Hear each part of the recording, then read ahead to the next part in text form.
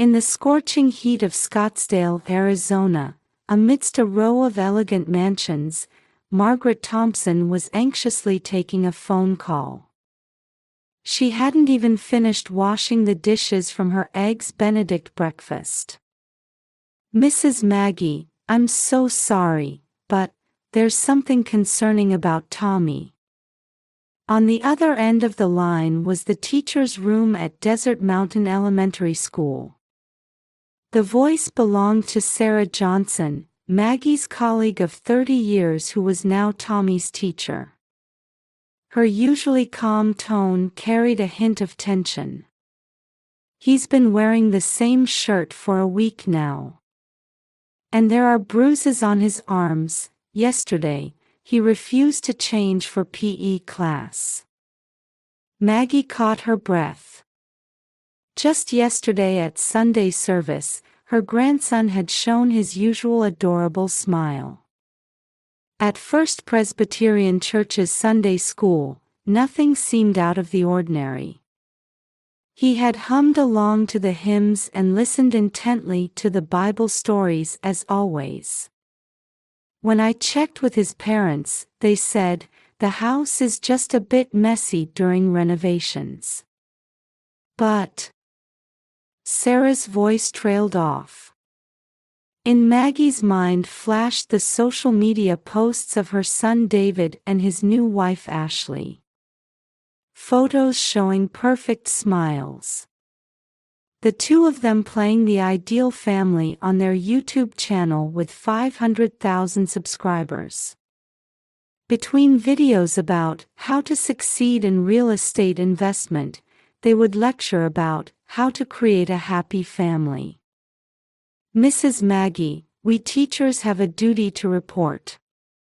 But I thought first, you might." Outside the window, Scottsdale's merciless sun beat down relentlessly.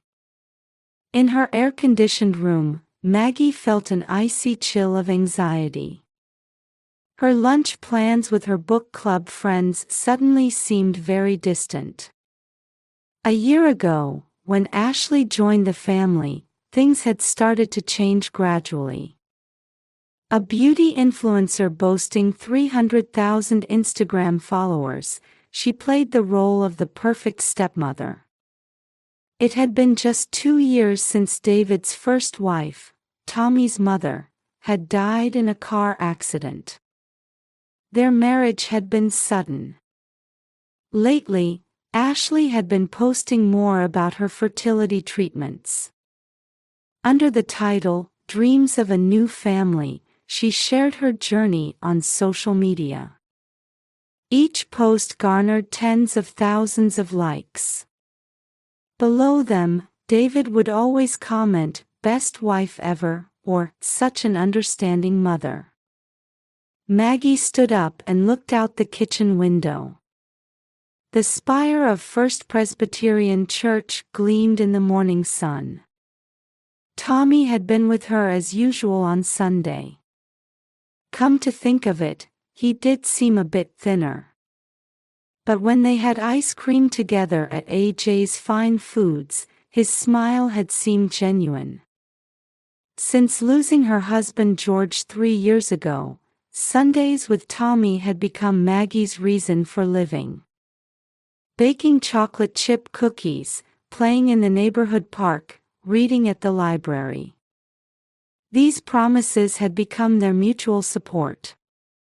She remembered discussing how to recognize child abuse at the Retired Teachers Association meeting. The words, "children's changes always show up as signs," now came back to her with new weight. "Thank you, Sarah. I'll check right away." After hanging up, Maggie stared at the photo on her refrigerator. It was taken the day she decided to spend every Sunday with Tommy after her husband's funeral. Her grandson, only 4 at the time, had tried his best to smile through the grief. Maggie made up her mind. This might be a danger signal that her instincts as a former teacher were picking up. Her more than 30 years of teaching experience was whispering, "Something's wrong." She canceled her yoga class and grabbed her car keys. As she drove through Scottsdale's quiet residential streets, she thought with an almost prayer-like feeling, "Please, let this just be me being overanxious." But deep down, she already knew. She had to act now. At 2 p.m., under Arizona's merciless sun, Maggie's car quietly pulled up in front of David's mansion. Similar grand houses lined the street, their perfectly manicured lawns reflecting the light. She pressed the intercom, but there was no response. David's luxury car wasn't there. Ashley's BMW was nowhere to be seen. She pressed again. Silence continued. Officially, David and Ashley were supposed to be away on a business trip for social media filming. Their latest posts showed them creating the perfect couple's holiday on a San Diego beach. But considering Tommy's condition at school, Maggie couldn't wait. Walking along the paved pathway, Maggie reflected on how her son and daughter-in-law had changed. Since Ashley joined the family, the house's atmosphere had changed dramatically. Old family photos had disappeared, replaced by Ashley's beauty products and ring lights for selfies. Even Tommy's drawings had quietly vanished from the walls. As she headed toward the backyard, she heard a faint sound. The once well-maintained garden was now overgrown with weeds.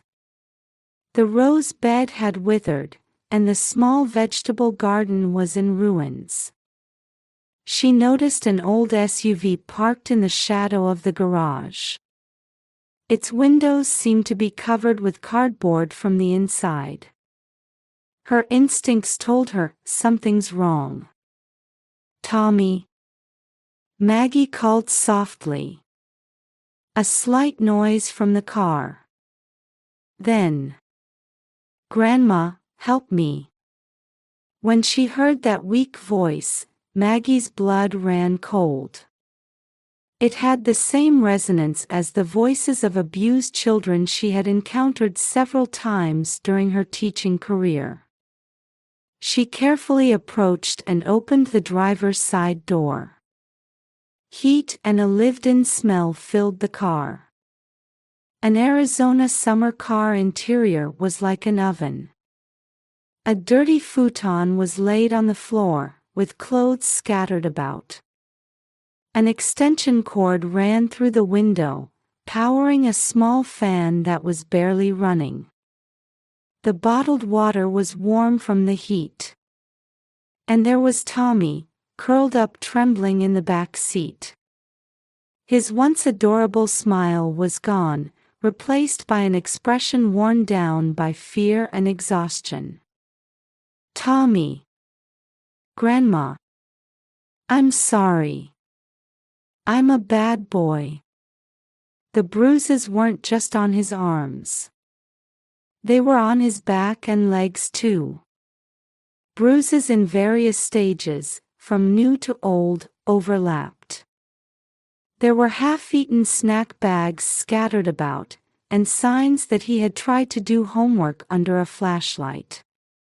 His school backpack was carefully placed in a corner, with textbooks and notebooks surprisingly neatly arranged inside. "How long have you been here?" Tommy's voice trembled. "About 2 weeks. I get up early and sneak in through the back door to take a shower. I make sure no one sees me. I keep the shower sound quiet." "What about food? Are you hungry?" "School lunch, and sometimes Mommy brings me bread." "But..." Tommy choked on his words. "She says she wants a baby. She says the baby won't come if I'm around. With those words, Maggie understood everything. Ashley's fertility treatments. Her perfect stepmother act on social media. And a 6-year-old stepson treated as an unwanted obstacle. What about Daddy? Does Daddy know? Tommy nodded slightly. Daddy doesn't want to upset Mommy. He says the YouTube view count is important. Looking around the car, she could see Tommy's desperate efforts. His clothes showed signs of hand washing, and his textbooks were carefully wrapped in plastic.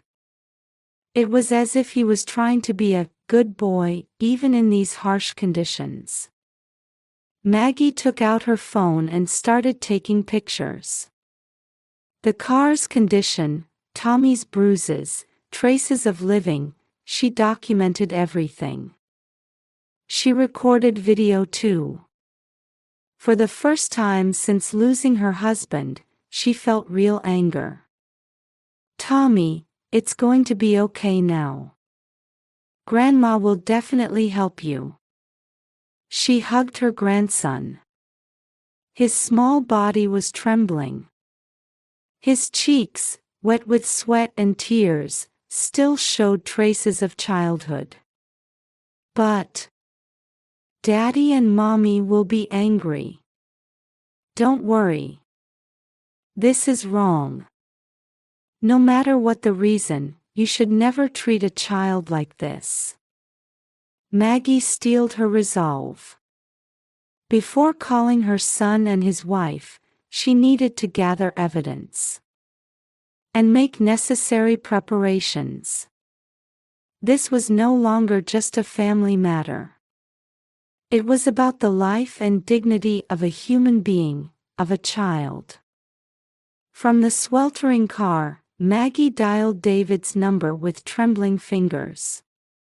Her phone screen displayed the evidence photos she had just taken.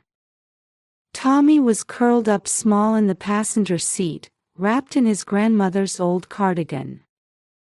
The phone rang several times before finally connecting. Mom? I'm kind of busy right now. In the background, she could hear waves. A woman's laughter. The response came from a luxury resort in San Diego. David, we need to talk about Tommy. Maggie tried to keep her voice as calm as possible. Huh? Tommy's fine. School is. Ashley's voice interrupted. We're filming at a luxury resort right now. Don't interfere with our important work. Her voice held none of the kindness she showed in her social media posts. Don't interfere. Maggie's voice trembled low. You too have. David, our followers are waiting. This fertility treatment documentary could lead to a contract. Ashley's voice urged in the background. Mom, let's talk later. This is our important time. David's voice. No trace of her former son remained. Waves, laughter, the sound of champagne glasses clinking. I found Tommy, Maggie said quietly. Living alone in a car. A moment of silence. That's because of the home renovation. David's voice carried a hint of unease. Renovation? Maggie's voice turned ice cold. You mean turning Tommy's room into a beauty room? And making your son sleep in a car? In this Arizona heat?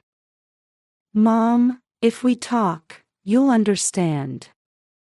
Ashley's voice cut in. That child is preventing me from having a baby. He's interfering with my treatment. Her voice was now hysterical. David Thompson, Maggie said in the stern voice she had cultivated over 30 years of teaching. You will come back right now. Otherwise, the next conversation will be with the police and child services. Mom, don't threaten us. Our channel. Channel? Maggie scoffed. I wonder how your 500,000 subscribers would react to a video of your son sleeping in a car. On the other end, hurried noises. Ashley's cry of, "Are you trying to ruin everything?" David's voice saying, "Calm down. Come home within 2 hours. Or else." Maggie hung up. Looking at Tommy trembling in the car, Maggie was considering her next move. She had enough evidence. Now. Her phone vibrated. A flood of messages. Mom, please. Don't ruin our lives. This is none of your business. Don't interfere. We can settle this for any amount. Maggie ignored them all. Instead, she called Jennifer, a former student who now worked at Child Services. Jenny. This is Margaret Thompson. It's an emergency. While she explained the situation on the phone, another police car arrived. Neighbors were peering from their windows. Some were pointing smartphones. Tommy, Maggie spoke gently to her grandson. Things might be a bit difficult for a while. But Grandma will always be right here with you. Daddy and Mommy will be angry. Tommy's voice was filled with anxiety. Sometimes, adults make wrong choices. But you're not at fault. Absolutely not at fault. Maggie took a deep breath. In over 30 years of teaching, she had faced numerous abuse cases. But this was different. This was abuse by her own son. Betrayal of her own grandson. And now, it was time to put an end to it all. Police sirens echoed through Scottsdale's elegant residential area. Red and blue lights crossed over perfectly manicured lawns. Breaking the silence of the upscale neighborhood, David's Porsche screeched to a halt. What is the meaning of this? David jumped out of the driver's seat, still in his beachwear. His eyes behind his sunglasses were filled with anger and fear. Ashley got out of the passenger seat. She wore only a designer swimsuit with a cardigan thrown over it.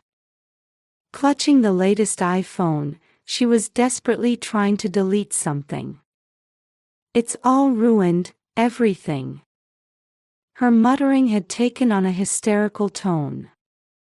Then, Child Services worker Jennifer Wilson approached. Mr. David Thompson, Mrs. Ashley Thompson. This is a misunderstanding. David shouted. The house is under renovation. Renovation? Maggie said as she got out of the car. Then what's this? Photos and videos recorded on the smartphone. Evidence of life in the car. Tommy's bruises all over his body. Neighbors were coming out onto the street one after another. Residents of the luxury neighborhood. People who usually pretended to be indifferent to each other were now all fixated on this scene. Smartphone cameras flashed here and there. Ma'am, one of the officers reached for Ashley's smartphone. Due to suspicion of evidence tampering, we'll need to temporarily confiscate that device." "No!" Ashley screamed. "My followers want to see a perfect family. That child is in the way. I want a baby." Her voice turned hysterical. "A perfect family." Maggie's voice was freezing cold. "Making your son sleep in a car. In this scorching heat." At that moment, Tommy came out of the car. His small body was still wrapped in Maggie's cardigan. "Daddy." With that one word, the blood drained from David's face. "Little one," Jennifer spoke gently. "Shall we go to the hospital? And could you tell us your story?" Tommy looked up at Maggie uncertainly. "Grandma, will you come with me?" "Of course." Maggie held her grandson's small hand. "Wait!" Ashley screamed.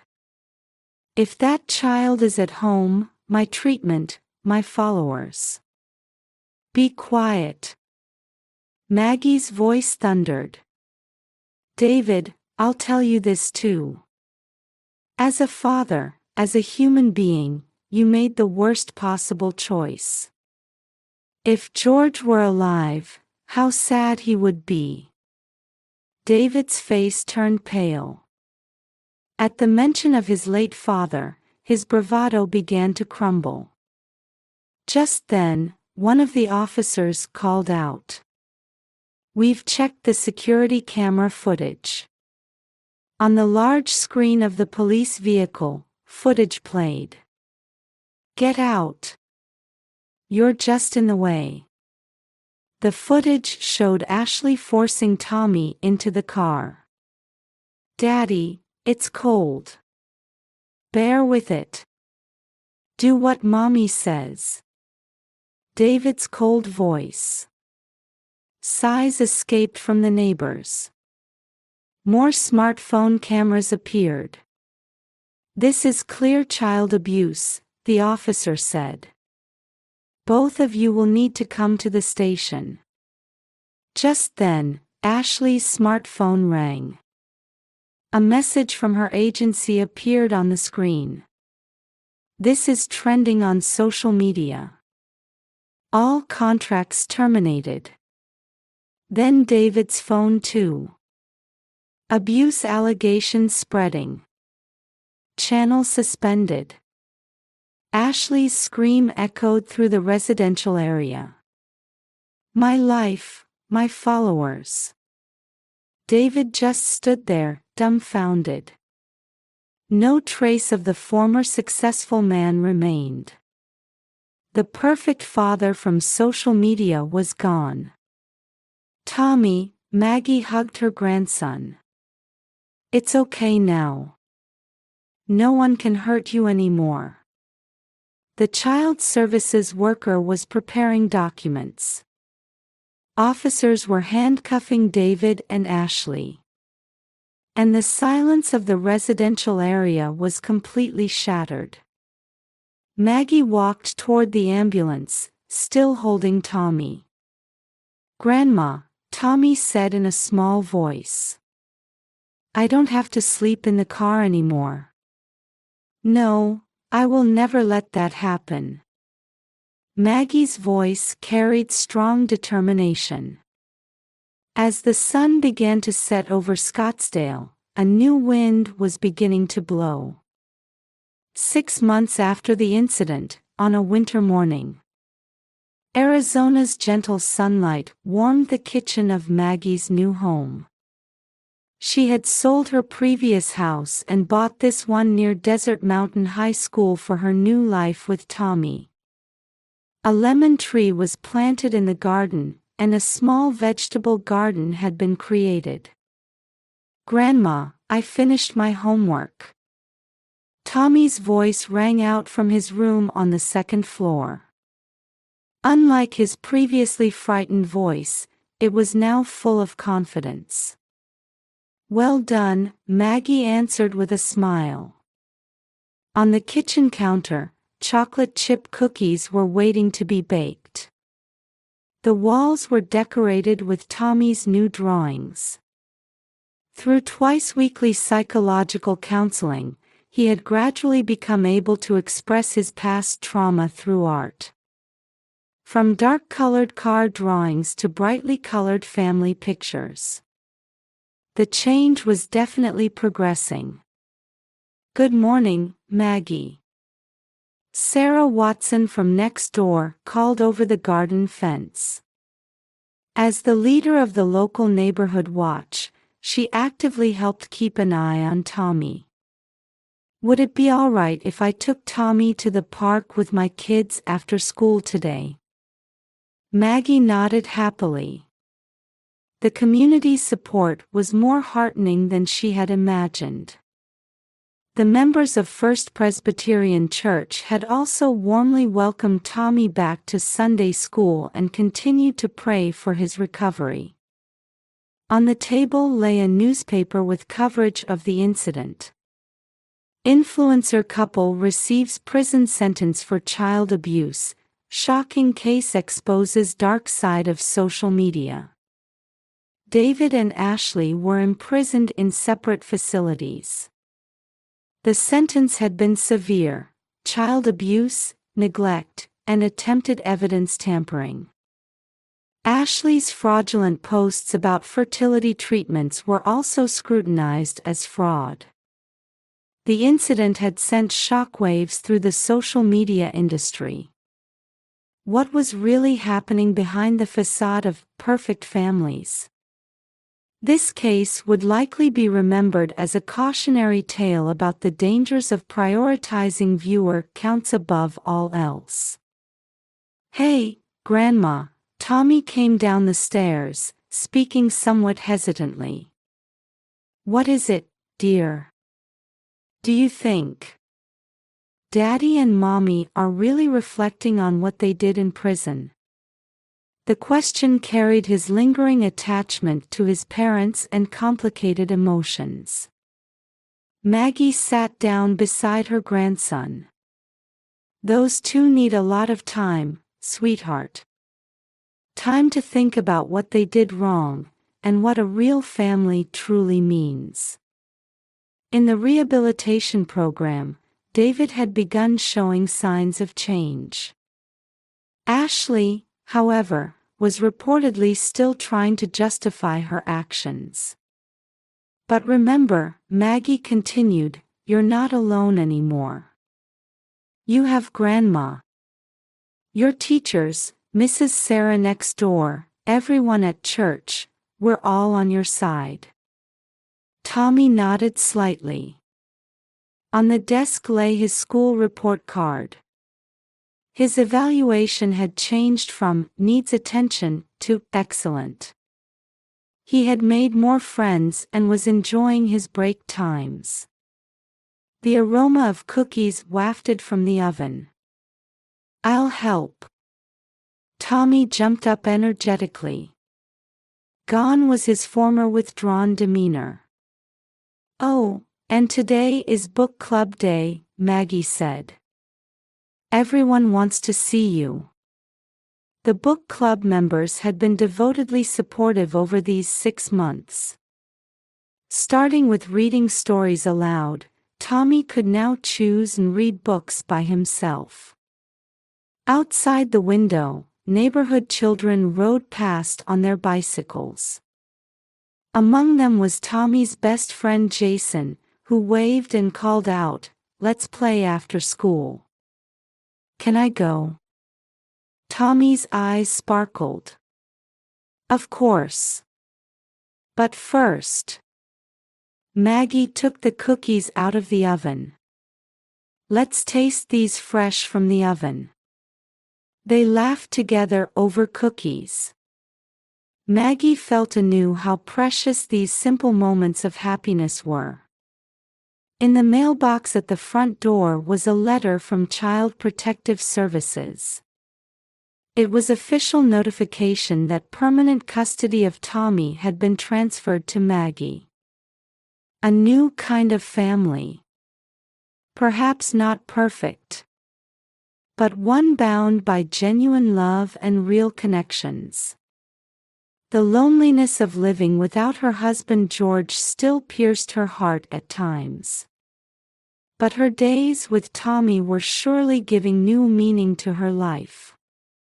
"Grandma," Tommy said, his mouth full of cookie. "Thank you for saving me." Maggie hugged her grandson. What a journey they had made from that small "help me" she had heard in the car. Outside the window, Arizona's winter sunlight